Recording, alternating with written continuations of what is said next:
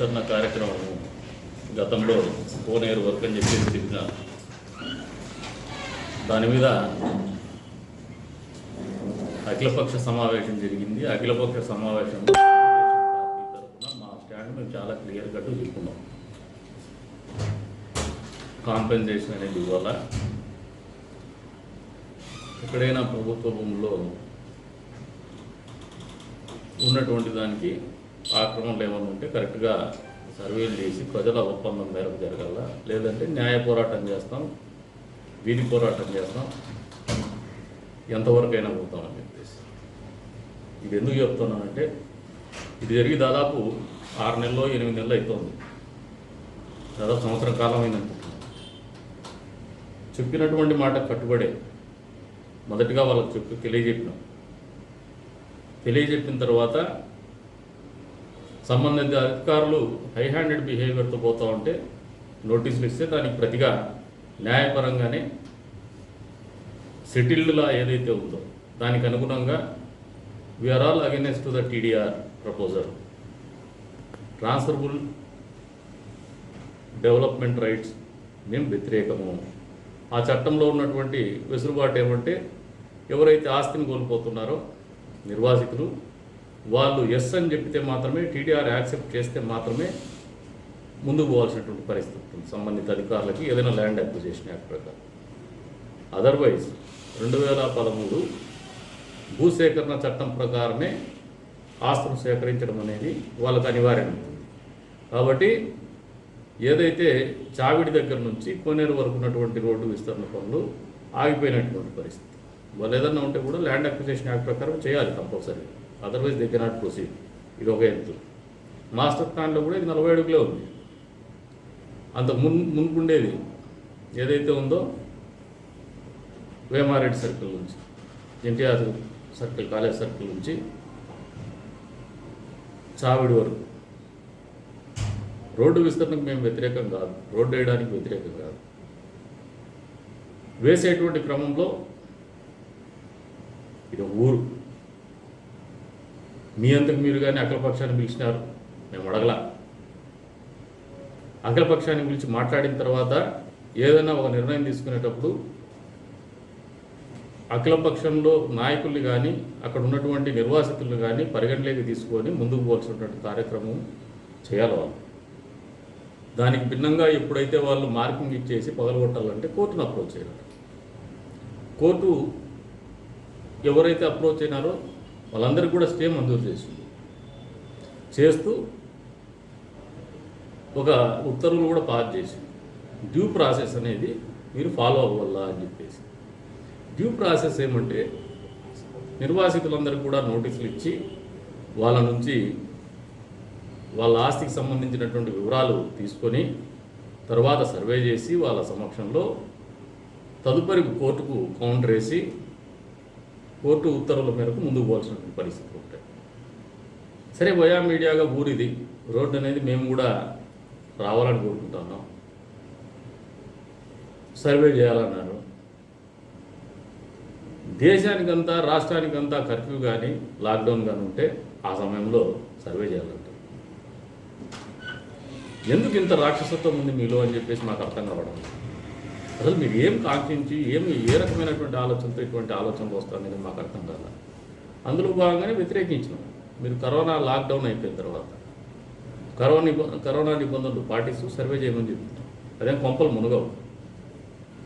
ఇప్పుడేమి ఆ రోడ్డు మీద కంపటి మంది వేసుకునే యోగ్యత లేదు, కానీ మాటలు చెప్తాను కమిషనర్. సిగ్గుమానం ఉంటే మొదట కమిషనర్ బాధ్యతలు ఏమంటే ఆ పార్ట్ హోల్స్ ఏవైతే ఉన్నాయో ఇబ్బందికరమైనటువంటి పరిస్థితి ఉంటుంది, కనీసం మెయింటెనెన్స్ కింద 4 డబ్బులు పెట్టేసి ఏదన్నా చేయించాలా.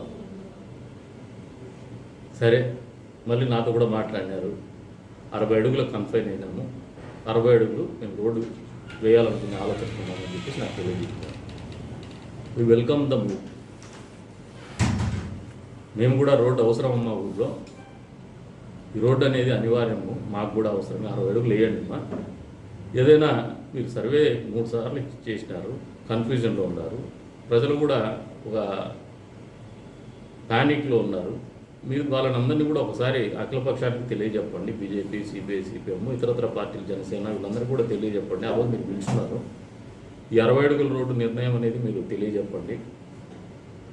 తెలియజెప్పిన తర్వాత సర్వేయర్ని టీపీఓని పంపించేసి ఏదైనా అఖిల పార్టీ సమావేశం తరఫున వచ్చిన వాళ్ళు ఎవరైనా రిప్రజెంటేషన్స్ వాళ్ళు రానియండి. ఓ సర్వేయర్ న్యూట్రల్ పర్సన్ కూడా పెట్టుకొని, కొద్దిమందికి ఏముందంటే అపోహలు ఉంటాయి, మీరేదో వెస్టర్న్ ఇంట్రెస్ట్ పెట్టుకొని అలైన్మెంట్ మార్చేసి సెంట్రల్ లైన్ సరిగ్గా మార్క్ చేయకుండా ఒకవైపున వివక్ష చూపిస్తారని చెప్పేసి రెచ్చగొట్టే కార్యక్రమాలు చేస్తారు. మళ్ళీ మా దగ్గరికి వచ్చి ఏడుస్తారు. అటువంటి వాటికి చోటు ఇవ్వద్దు. ఒక పద్ధతిగా ఊర్లో అందరూ కూడా సంతోషంగా చేసుకునేటువంటి కార్యక్రమం చేయండి మీరు. సరే సార్ అని చెప్పేసి నిన్న మధ్యాహ్నం ఆ రోజున సర్వే చేయడానికి పోయినప్పుడు చెప్పినాడు, మాస్టర్ ప్లాన్ ఇస్తాను, ఎఫ్ఎంబి ఇస్తాను అని చెప్పేసి టీపీఓ. నిన్న మధ్యాహ్నం 12:30 అడిగితే కూడా పంపిస్తాను అంటాడు. పంపించాడు. 2 గంటలకు మళ్ళీ జిరాక్స్ పంపిస్తాడు. నా దగ్గర పంపించాడు ఎఫ్ఎంబి స్కెచ్ కానీ ఇది మాస్టర్ ప్లాన్ కానీ. తర్వాత ఒక సర్వేని గురించి మేము కూడా అడిగినాము. సాయంత్రం తహసీల్దార్ గారికి ఫోన్ చేసినాం. సర్వేయర్ని ఒకరిని ఏర్పాటు చేసి ఈరోజు సర్వే చేయించేసేయండి, 10 మందికి చెప్పేసి వాళ్ళకు కూడా తెలియజెప్పండి కూడా చెప్పాం. లేదంటే రేపైనా పెట్టుకోండి. సరేలే అన్నా అని చెప్తారు. మీన్వైల్ గవర్నమెంట్ హాస్పిటల్ నామాలాడ్జు మేము మొదలు కొడతాము అంటారు. పోనీ నామాలాడ్జు అతను రాఘవ మొదట్లో మిగతా నిర్వాసితులతో పాటు మా దగ్గరికి వచ్చి నాది 2 అడుగులు పోతుందన్నా, నాకు పోతుంది, నేనైతే కోఆపరేట్ చేయదలుచుకున్నా అంటే వి డిడ్ంట్ కంపెల్ హిమ్, బలవంతం చేయలేము ఇవన్నీ. అట్లాగే ఓ బాబు అని చెప్పాను. అతనికి 3 సార్లు మార్కింగ్ ఇచ్చినారు.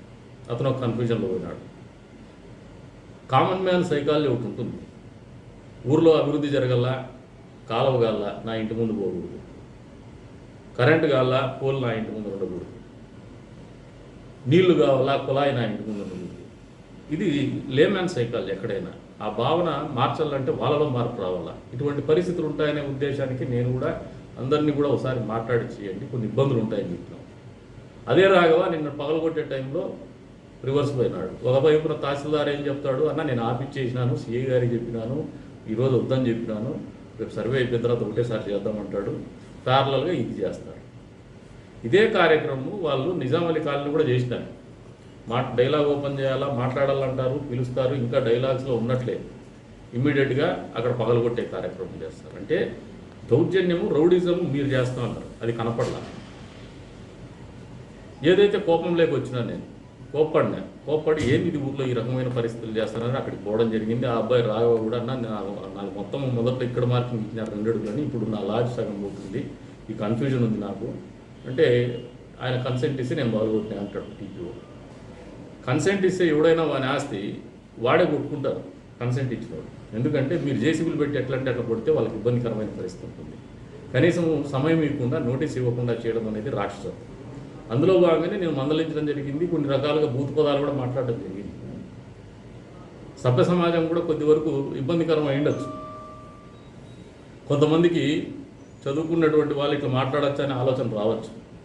భవిష్యత్తులో రాజకీయాలు ఉండాలా, రాజకీయాల్లోకి రావాలా అనే చదువుకున్న పిల్లలకి ఇటువంటి రాజకీయాలు చేయాల్సినటువంటి అవసరం ఉంటుందా అని చెప్పేసి కూడా ఆలోచనలో పడవచ్చు. వీటన్నిటికీ నేను చెప్పే సమాధానం ఒకటే, నాకు కూడా విలువలు ఉన్నాయి. 20 ఏళ్ళ రాజకీయ చరిత్ర ఉంది, రాజకీయ అనుభవం ఉంది. ఈ 20 ఏళ్ళ క్రమంలో మేము సంపాదించుకున్నటువంటి ఒక పైసా తెచ్చుకున్నాము, 0.01% తెచ్చుకున్నాము, లేదు 3 సార్లు ఓడిపోయి ఒకసారి ఎమ్మెల్యే చేసినాము, ఇంకోటి 20 ఏళ్ళు అయితే ప్రజా జీవితంలో ఉంటా వస్తాము. అంత క్రెడిబిలిటీ పెట్టుకుంటాం. ఆ క్రెడిబిలిటీని పనంగా పెట్టి ఆ రకంగా మాట్లాడి ఆపించాల్సినటువంటి అగత్యం ఎందుకు వచ్చిందనేది అధికారులు గమనించుకోవాలి, వ్యవస్థలు గమనించుకోవాలి, పాత్రికేయ మిత్రులు గమనించుకోవాలి. అంటే ఒక నాయకుడు అనేవాడు తన నాయకత్వాన్ని కూడా కోల్పోతూ కూడా ప్రజలు కాపాడుకోవాలనుకునే ఆలోచన లేకపోయినాడంటే ఎందుకు ఇటువంటి పరిస్థితులు ఉత్పన్నమవుతున్నామని చెప్పేసి ఒకసారి సంబంధిత అధికారులు, ప్రజలు కూడా ఆలోచన చేసుకోమని చెప్పి చెప్తాను. ఒక చోట ఒక పర్సనాలిటీ డెవలప్మెంట్ క్లాస్లో నేను విన్నా, why the criminals are there in Indian politics అని చెప్పేసి. మామూలుగా వ్యవస్థలు విఫలమైనప్పుడు రౌడీ ఆవిర్భవిస్తాడు. వ్యవస్థలు మోసం చేసి తప్పు చేసినప్పుడు దండించేవాడు రౌడీగానే కనపడతాడు, రెబల్గానే కనపడతాడు. వ్యవస్థలు పనిచేసే క్రమంలో సక్రమంగా ప్రజా సంక్షేమం కోసం కానీ ఆ ప్రాంత అభివృద్ధి కోసం కానీ పనిచేస్తే అది రౌడీలకు, రెబల్స్కి ఒక రకమైనటువంటి అసభ్యకరమైనటువంటి భాష మాట్లాడడానికి అవకాశం లేనటువంటి పరిస్థితులు ఉంటాయి. మీసిపోతాడు. వీళ్ళిద్దరి పద్ధతులు బాగలేవు. ఇక్కడ ఊర్లో ఒక ఎంబరాసింగ్ సిచ్యువేషన్లో ఉన్నాము, మమ్మల్ని ఆక్వర్డ్ పొజిషన్లకు పెట్టద్దండి. మాకు కూడా వ్యవస్థల పట్ల, ఉద్యోగస్తుల పట్ల గౌరవం ఉంది, సాటి మనుషుల పట్ల సభ్యతా సంస్కారంతో ఉండాలనే ఆలోచనతో ఉన్నాము. కానీ వాటన్నింటినీ మా విఘ్నతను కోల్పోయే విధంగా పరిస్థితులు మీరు కల్పిస్తా అన్నారు. దీనికి బాధ్యత మీరే వహించాలని ఆ రోజే తెలియజేశారు. ఈరోజు కాదు, నిన్నటి జరిగినటువంటి సంఘటనలో కూడా కొద్ది వరకు నేను విఘ్నత కోల్పోయి ప్రవర్తించుండొచ్చు. కానీ ఆ విఘ్నత కోల్పోవడం కూడా రోడ్డున పడుతున్నటువంటి కుటుంబాల శ్రేయస్సు దృష్ట్యా విఘ్నత కోల్పోయినాం, కానీ నా వ్యక్తిగతమైనటువంటి లాభాపేక్ష కానీ రాజకీయపరమైనటువంటి లాభాపేక్ష కానీ లేదని చెప్పి సందర్భంగా తెలియజేస్తున్నాను. మీకు అందరికీ కూడా ఒకటి చెప్తా ఉన్నాను. మేము ఎప్పుడో 10th క్లాస్ చదువుకునేటప్పుడు 1982లో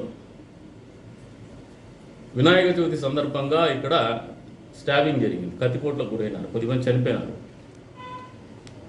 ఆ రోజు కొద్దిమంది చనిపోతే ఆ సంఘటనకు బదులుగా దాదాపు మేము పెద్దవాళ్ళై ఎమ్మెల్యేలు అయ్యి ప్రభుత్వాల్లోకి వచ్చేంత వరకు కూడా ఈ ఊర్లో ఒక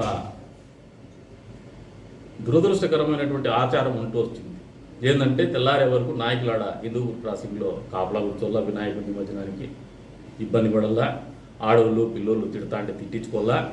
అంటే 82 నుంచి 2017, 18 అంటే ఎన్ని సంవత్సరాలు, ఆల్మోస్ట్ ఒక 8, 18 మళ్ళీ 35, 36 ఇయర్స్ పట్టింది.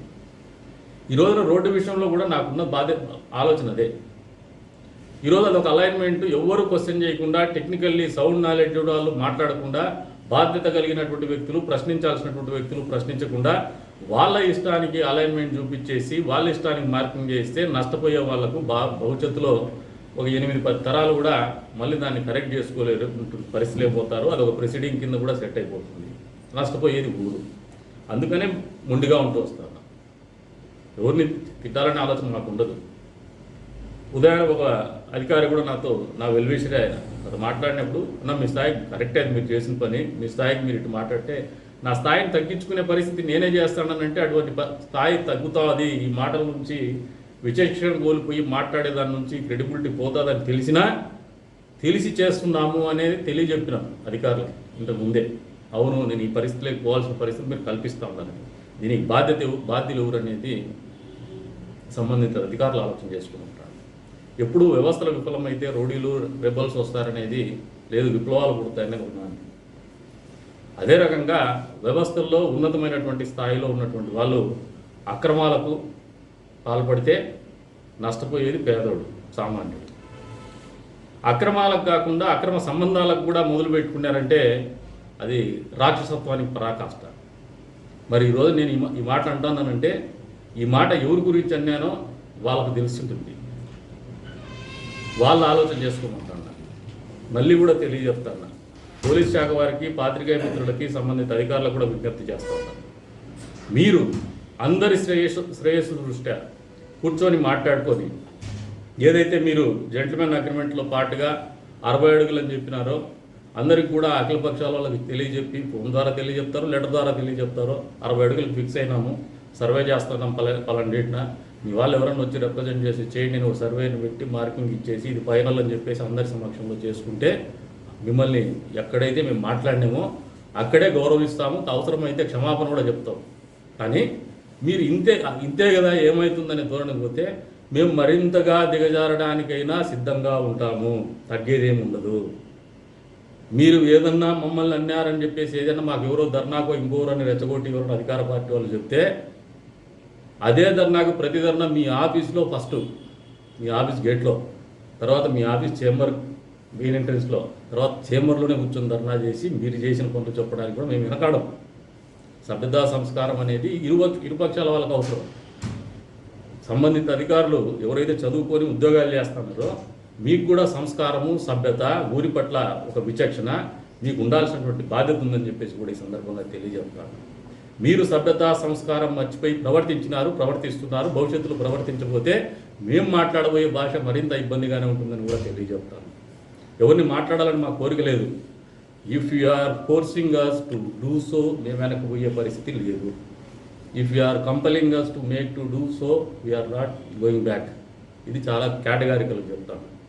మీరు ఒక 4 అడుగులు ముందుకేసి మంచి చేసేదాన్ని ఏదైతే చెప్పినారో దాని ప్రకారం సామరస్యపూర్వకంగా అందరినీ మన్ననలు పొందుతూ చేసే విధానానికి వస్తే అదే రోడ్డు మీద కూడా మిమ్మల్ని గౌరవించడానికి మేము ఎక్కడ వెనకదగ్గము, ప్రేమగానే చేస్తాము, గౌరవంగా చేస్తాము. ఏదైనా మా నుంచి మనసు నొప్పించుంటే కూడా అక్కడే అదే రోడ్డు మీద క్షమాపణ చెప్పడానికైనా వెనకాడం. కానీ మీరు మరింతగా రెచ్చిపోతే దానికి 4 రెట్లు ప్రతిఘటించేటువంటి పరిస్థితుల్లోనే రాజకీయ పోరాటాలు ఉంటాయి. ఈ రోడ్డు కథ ఇది ఏదో పెద్ద అభివృద్ధి జరిగిపోతుంది అని చెప్పేసి పోజులు ఇచ్చుకుంటా ఉండే పార్టీకి కూడా చెప్తాను, we're not at all constructing a Howrah bridge over here. ఏదో చిరకాలం చరిత్రలో ఒక మాస్టర్ పీస్గా నిలిచిపోయేటువంటి కార్యక్రమం కాదు. అంత పెద్ద అభివృద్ధి కార్యక్రమం కాదు. రోడ్డు వేసుకునేది ఏందా, పెట్టి మైండెడ్ థింకింగ్ కాకపోతే రోడ్డు వేసుకుంటే రోడ్డు మంచిదే.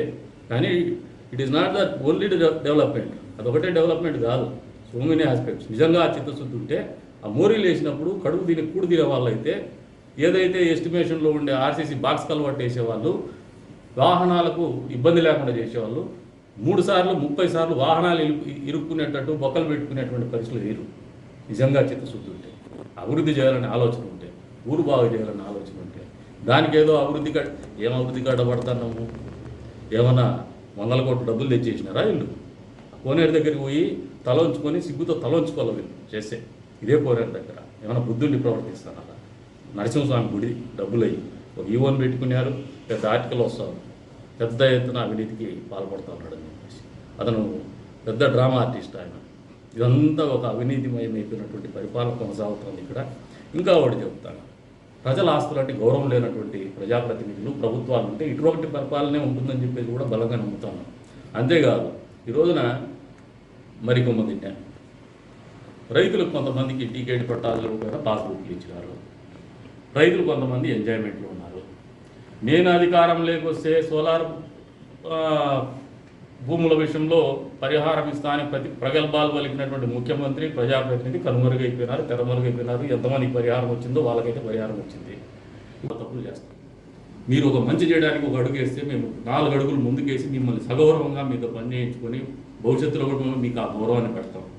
దీన్ని సరైనటువంటి దిశలో ఆలోచన చేసి లాజికల్గా కంక్లూడ్ చేస్తారని ఆలోచన చేస్తున్నాం. అన్ని వ్యవస్థలు అంటే మున్సిపాలిటీ కావచ్చు, రెవెన్యూ కావచ్చు, పోలీస్ శాఖ వారికి కావచ్చు. పోలీస్ శాఖ వారు కూడా కర్ఫ్యూ టైంలో పిలుస్తానే వచ్చి నిలబడడం అనేది తప్పు. They should have certain discretionary. ఇది తప్పు. ఈ టైంలో మేము ఏందో ప్రొటెక్షన్ ఇచ్చేది, జనాలకు ఎవరు లేనటువంటి సమయంలో వాళ్ళకి తెలియకుండా వాళ్ళ ఆస్తులు కొనుగొట్టడం తప్పని చెప్పాల్సినటువంటి బాధ్యత వాళ్ళ మీద కూడా ఉంది. ఇటువంటి కార్యక్రమాలకు ఇక్కడికైనా ఫుల్ స్టాప్ పెడతారని ఆలోచన చేస్తాను. ఒకవేళ మీరు చేయగలిగితే ఏం చేయలేదు, మమ్మల్ని ఏదైనా ఆపుకుంటారు, అరెస్ట్ చేసుకుంటారు, కేసులు పెట్టుకుంటారు. ఎప్పుడు భయపడేది ఏం ప్రజా జీవితంలో, అన్నిటికీ ప్రిపేర్ అయ్యి ఉంటాం. అవాంఛనీయటువంటి సంఘటనలు జరిగితే కూడా రేపు పొద్దున ఇప్పుడే చెప్తాను, బాధ్యత మీరందరూ కూడా వహించాల్సి ఉంటుంది. దీనికి ప్రిపేర్డ్గా మేమున్నాము, మీరు కూడా ఉండమని చెప్పేసి మీకు హెచ్చరిస్తాను. అటువంటి పరిస్థితి తలెత్తకుండా చూడాల్సినటువంటి బాధ్యత మీ మీదే ఎక్కువ ఉంది, మా మీద కంటే. ఎందుకంటే మేము విచక్షణతో మాట్లాడతాం. మీరు మంచి చేస్తే సహకరిస్తాం, అభివృద్ధి చేస్తే తోడ్పాటు అందిస్తాం, దౌర్జన్యం చేస్తే వ్యతిరేకిస్తాం. మీరు ఏదైనా అధికారాన్ని అడ్డం పెట్టుకొని అంచువేయాలని చెప్పేసి తిరగబడతాం, అవసరమైతే పోరాడతాం, కేసులకైనా సిద్ధంగా ఉంటాం.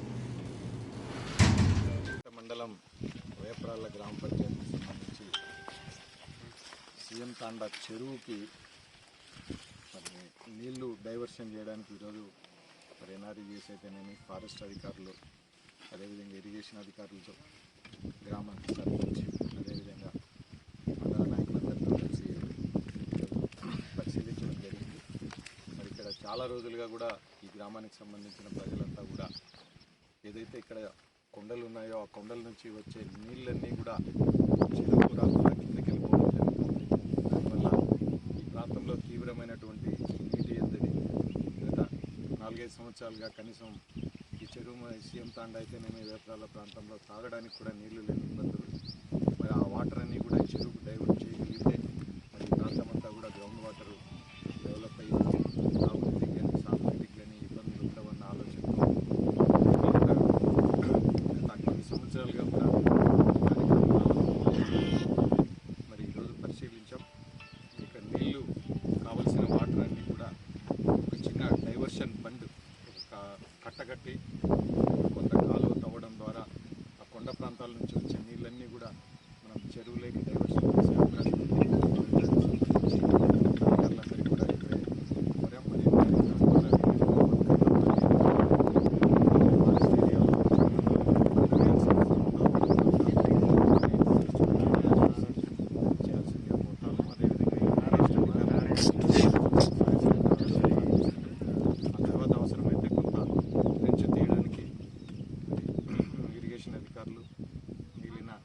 ఎన్ఆర్జీఎస్ ద్వారా దాన్ని కూడా పూర్తి చేయడానికి ఆలోచిస్తున్నాం. వచ్చే ఈ సంవత్సరం వర్షాకాలంలోనే ఈ నీళ్ళని డైవర్షన్ చేయడానికి కావాల్సిన అన్ని చర్యలు తీసుకుంటామని సవినయంగా మనం చేస్తాం. గత 2 రోజుల క్రితం ఈ దేశంలో మతతత్వ పార్టీగా పిలువబడే భారతీయ జనతా పార్టీకి సంబంధించినటువంటి ఒక్క నాయకుడు ప్రపంచ దేశాలు ఈ రోజుకి కూడా సింహం అని పిలువబడేటువంటి వ్యక్తి అయిన గౌరవనీయులైనటువంటి టిప్పు సుల్తాన్ గారి గురించి అసభ్యకరంగా మాట్లాడుతూ ఆయన దేశద్రోహి అని చెప్పడం జరిగింది. మీ భారతీయ జనతా పార్టీ నాయకులకు చరిత్ర తెలియకపోతే, వాస్తవాలు తెలియకపోతే అడిగి తెలుసుకోండి. టిప్పు సుల్తాన్ అంటే ఏమనుకుంటున్నారు? మీరు అంటున్నారు ఈ దేశానికైనా ద్రోహి అని. ఆయన జన్మించింది 1750లో, ఆయన మరణించింది 1799లో. మన భారతదేశానికి స్వాతంత్రం వచ్చింది ఎప్పుడు? భారతదేశంగా పిలువబడింది ఎప్పుడు? 1947లో మనకు స్వాతంత్రం వచ్చింది. ఆ తర్వాత భారతదేశం ఏర్పడింది. భారతదేశం ఏర్పడక ముందు అనేక సామ్రాజ్యాలు ఈ దేశంలో ఉండేటివి. ఈ దేశంలో పాకిస్తాను, బంగ్లాదేశు, ఆఫ్ఘనిస్తాను, కజకిస్తాను ఇలాంటి ఎన్నో దేశాలు అన్ని కలిసిమెలిసి ఉండేది. మరి ఆ సందర్భంలో, ఆ రోజుల్లో టిప్పు సుల్తాన్ గారు ఒక రాజ్యాన్ని నడిపినటువంటి వ్యక్తి. మరి ఆయనతో పాటు ఛత్రపతి శివాజీ గారు కావచ్చు, అదేవిధంగా అందరికీ తెలిసినటువంటి ఒక గొప్ప వ్యక్తి శ్రీకృష్ణ దేవరాయలు కావచ్చు, హైదరాబాద్ నిజాం కావచ్చు, ఇలాంటి ఎంతోమంది రాజ్యాలను పరిపాలించడం జరిగింది. ఆ సందర్భంలో బ్రిటిష్ వాళ్ళు మన దేశంలో అడుగుపెట్టి మన దేశాన్ని ఆక్యుపై చేయాలని చెప్పి దురుద్దేశంతో మన దేశానికి వచ్చినప్పుడు ఆనాడు టిప్పు సుల్తాన్ అనే ఒక పవర్ఫుల్ మ్యాన్ యొక్క రాజ్యాన్ని మనము ఆక్రమించుకుంటే మిగతా రాజ్యాలన్నింటినీ కూడా ఆక్రమించుకోవడంలో మనకు సులభంగా ఉంటుందని చెప్పి ముందుగా ఆయన రాజ్యం వైపు బ్రిటిష్ వాళ్ళు వెళ్తే, తన తండ్రి కాలం నుంచి మా దేశంలో మీ పెత్తనం ఏంటని చెప్పి హజరత్ హైదరాబాద్ దగ్గర నుంచి టిప్పు సుల్తాన్ వరకు కూడా బ్రిటిష్ వాళ్లకు ధైర్యంగా నిలబడి బ్రిటిష్ వాళ్ళని తరిమి కొట్టాలనేటువంటి ఉద్దేశంతో భయపడకుండా రొమ్ము చీల్చుకొని నిలబడినటువంటి వ్యక్తి టిప్పు సుల్తాన్. బ్రిటిష్ వాళ్ళ గుండెల్లో రైళ్లు పరిగెత్తేటట్టు విధంగా వాళ్ళను భయభ్రాంతులు గురి చేసినటువంటి వ్యక్తి టిప్పు సుల్తాన్.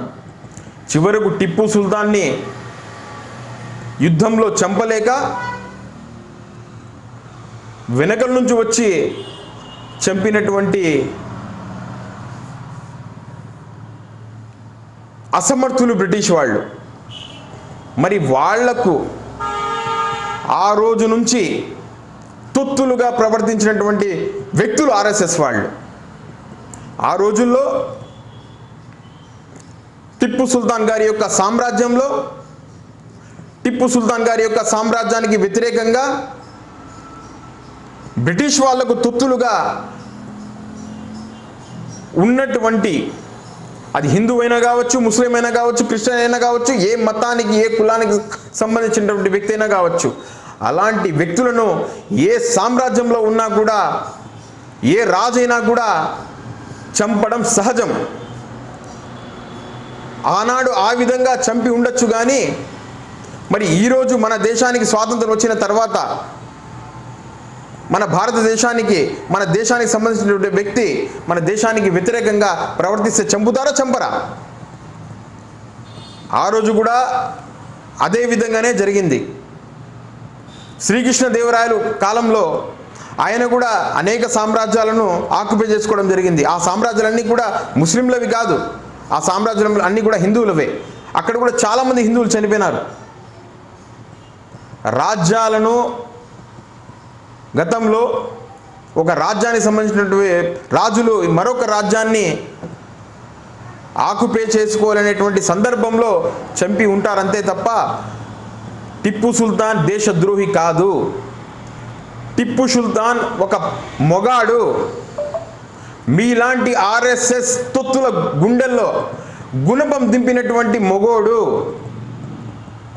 కుల మతాలకు అతీతంగా తారతమ్యం లేకుండా పరిపాలన కొనసాగించినటువంటి వ్యక్తి టిప్పు సుల్తాన్ గారు. మీకు తెలియకపోతే శ్రీరంగపట్టణం వెళ్ళండి. శ్రీరంగపట్టణం నుంచి ఆయన పరిపాలన కొనసాగింది.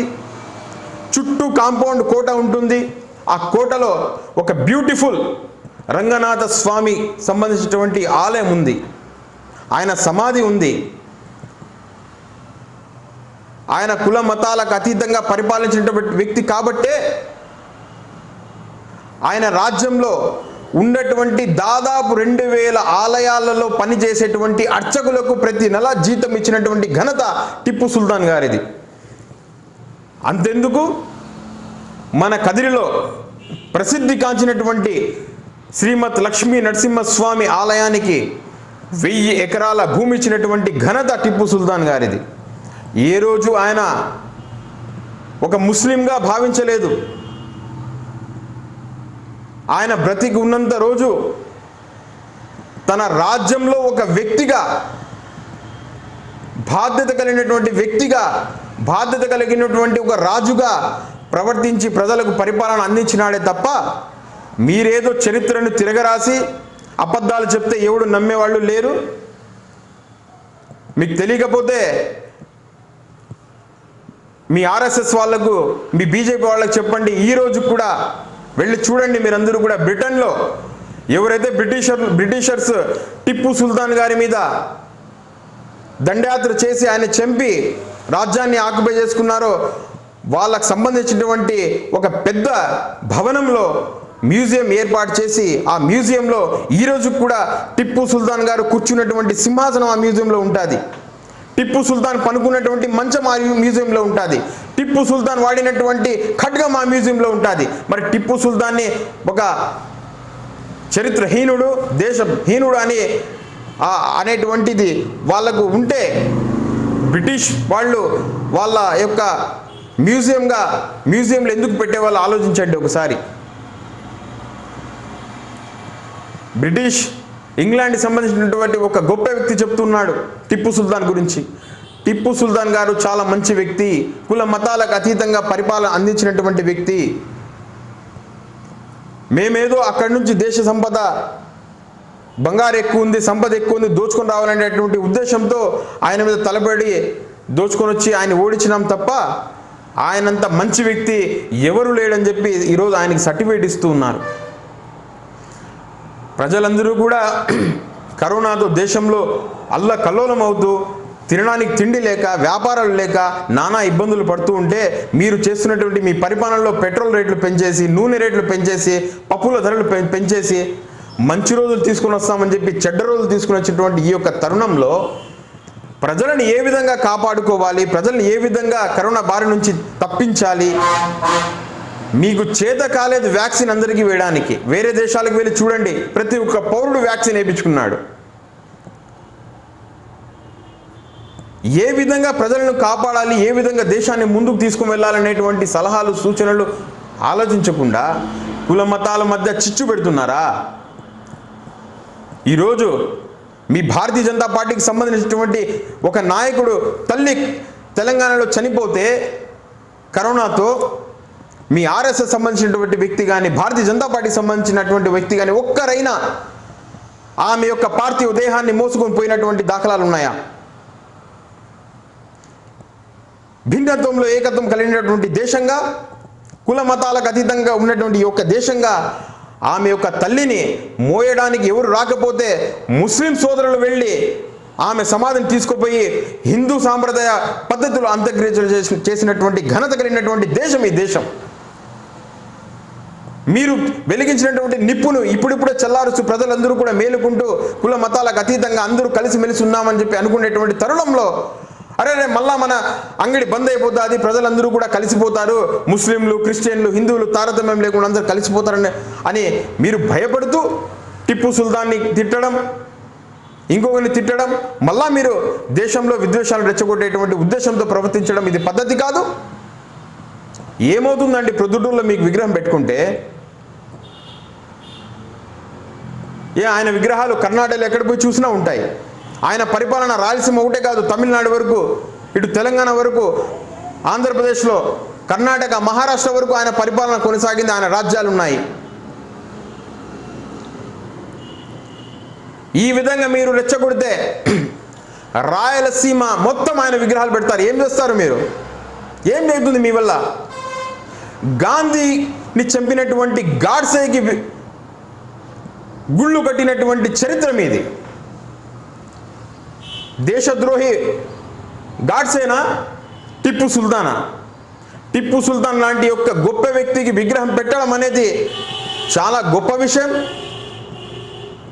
అలాంటి వ్యక్తుల యొక్క విగ్రహాలు మనం పోతూ వస్తున్నటువంటి రోడ్లలో కనబడితే అలాంటి వ్యక్తుల మొహాలను చూస్తే మన జన్మ ధన్యమవుతుంది. అది గుర్తుపెట్టుకోండి. పత్రికాముఖంగా ఈరోజు నేను చెప్తూ ఉన్నా, ఈ యొక్క కదిరి పట్టణంలో గత 2 సంవత్సరాలుగా నేను మా పార్టీకి సంబంధించినటువంటి వ్యక్తులందరం కూడా జీమాన్ సెంటర్లో హజరత్ టిప్పు సుల్తాన్ గారి యొక్క జయంతి వేడుకలను చేస్తూ ఉన్నాం.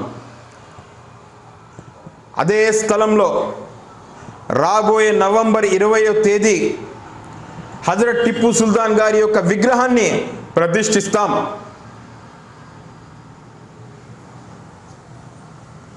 దీనికి అయ్యే ఖర్చు అంతా కూడా నేను నా వ్యక్తిగత ఖర్చులతో భరిస్తా. కదిరిలో టిప్పు సుల్తాన్ అంటే గౌరవించే వాళ్ళు, అభిమానించే వాళ్ళు వేల మంది ఉన్నారు. ఒక్క ముస్లింలు కాదు, కుల మతాలకు అతీతంగా ఆయనకు అభిమానులు ఉన్నారు.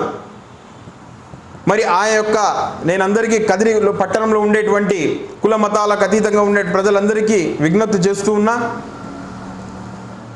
నవంబర్ 20వ తేదీ లోపల విగ్రహ ప్రతిష్ఠ చేయాలని చెప్పి అనుకున్నాము.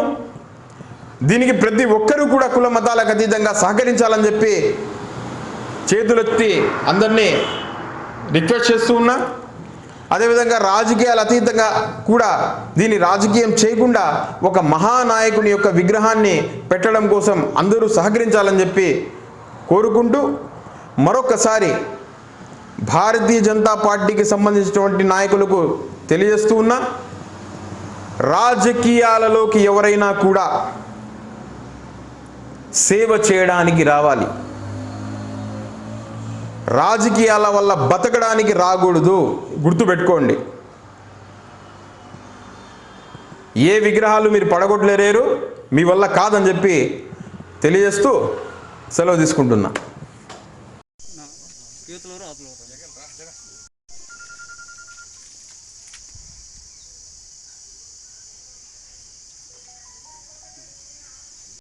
సిపిఎం పార్టీ నిర్వహిస్తున్నటువంటి Yogi Vemana Covid isolation care centre నిర్వహణ కోసం ఈరోజు ఇండియన్ గ్యాస్ ఏజెన్సీ నిర్వాహకులు రవిచంద్ర గారు మా యొక్క ఐసోలేషన్ కేంద్రానికి 4 ప్యాకెట్ల రైస్ ప్యాకెట్లను కూడా స్పాన్సర్ చేశారు. అదేవిధంగా ఏదైతే సిపిఎం పార్టీ పేద ప్రజల పక్షాన పోరాడుతూ ఈరోజు కరోనా మహమ్మారి విజృంభిస్తున్నటువంటి తరుణంలో సేవ చేయడానికి ముందుకు వచ్చినటువంటి సందర్భంగా ఎట్లాంటి ఎవరైతే కరోనా సోకి ఇళ్లలో ఉన్నటువంటి పేద మధ్య తరగతి కుటుంబాలందరూ కూడా ఈ యొక్క అవకాశాన్ని సద్వినియోగం చేసుకోవాలని చెప్పేసి, అదేవిధంగా ఇండియన్ గ్యాస్ ఏజెన్సీ రవిచంద్రన్న గారికి ఈ యొక్క సిపిఎం పార్టీ, అదేవిధంగా Covid isolation care Yogi Vemana Covid isolation care తరఫున హృదయపూర్వక కృతజ్ఞతలు తెలియజేస్తా ఉన్నాం.